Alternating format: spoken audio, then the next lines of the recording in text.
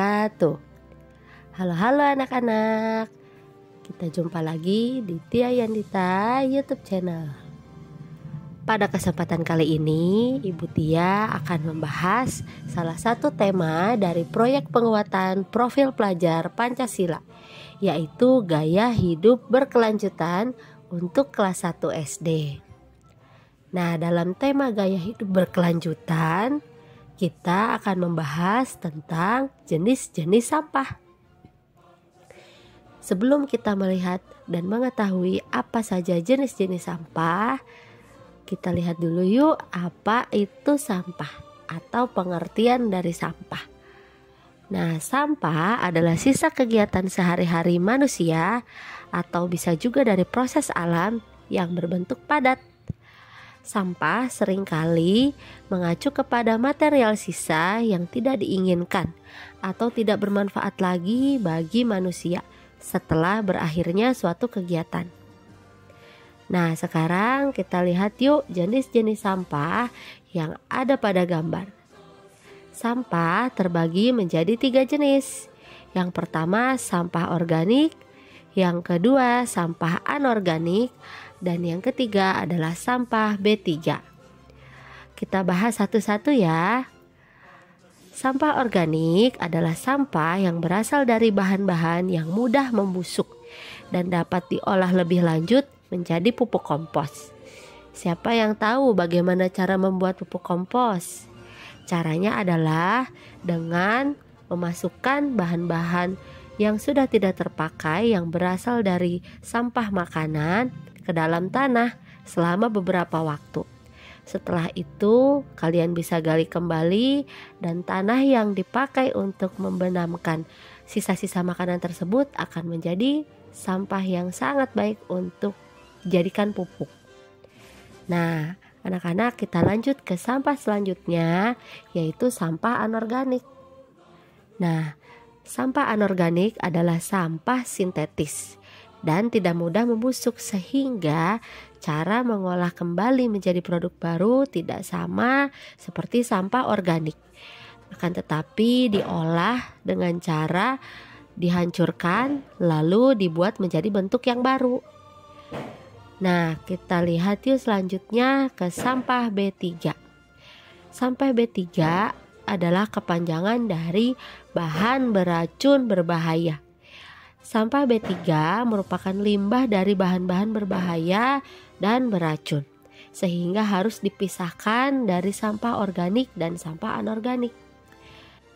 Nah, anak-anak, sekarang kita lihat satu-satu yuk apa saja contoh dari sampah organik, sampah anorganik, dan sampah B3. Nah, pertama adalah sampah organik. Seperti yang sudah Ibu bilang, sampah organik adalah sampah dari sisa-sisa makanan. Akan tetapi selain itu, banyak juga contoh yang lain, seperti daun kering, kayu, bangkai dan kotoran hewan, juga kertas. Nah, hal-hal yang sudah Ibu sebutkan tadi bisa diolah kembali menjadi pupuk kompos atau pupuk kandang. Nah, sekarang kita masuk yuk ke sampah anorganik.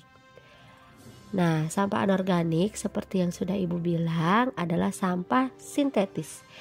Jadi, tidak bisa diolah seperti sampah organik, yaitu dijadikan pupuk. Akan tetapi dihancurkan dan dibuat menjadi barang yang baru. Seperti contohnya plastik. Plastik bisa diolah kembali menjadi barang-barang yang baru.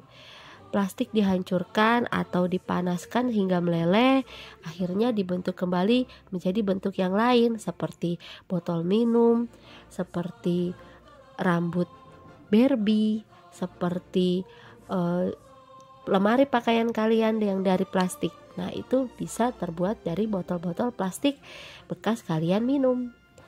Nah, selanjutnya adalah bahan kaleng.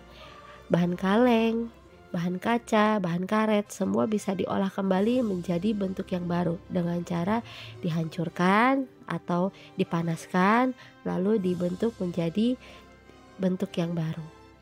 Nah, kita lihat selanjutnya yuk ke contoh-contoh sampah B3.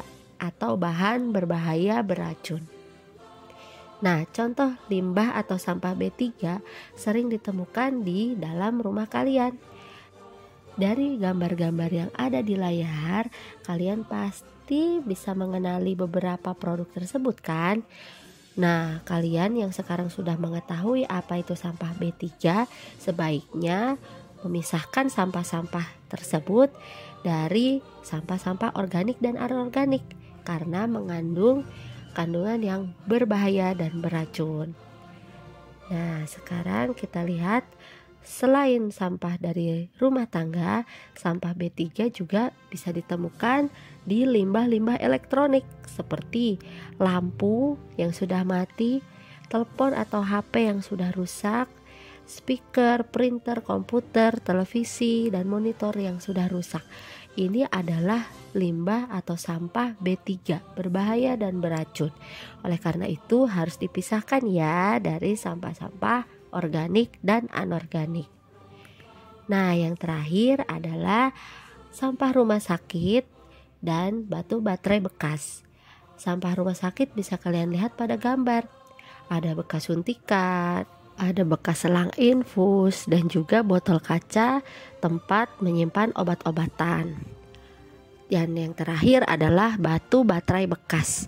Nah, batu baterai bekas mengandung banyak bahan-bahan berbahaya dan beracun, sehingga harus dipisahkan dari sampah-sampah yang lain. Nah, anak-anak bagaimana? Sudah tahu kan jenis-jenis sampah dan bagaimana cara mengolah sampah-sampah tersebut menjadi produk baru atau bisa juga menjadi kompos.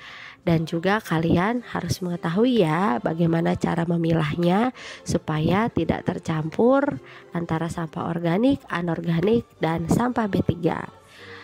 Nah, anak-anak cukup sekian ya pelajaran kita untuk hari ini. Jangan lupa like, share, dan komen. Wassalamualaikum warahmatullahi wabarakatuh.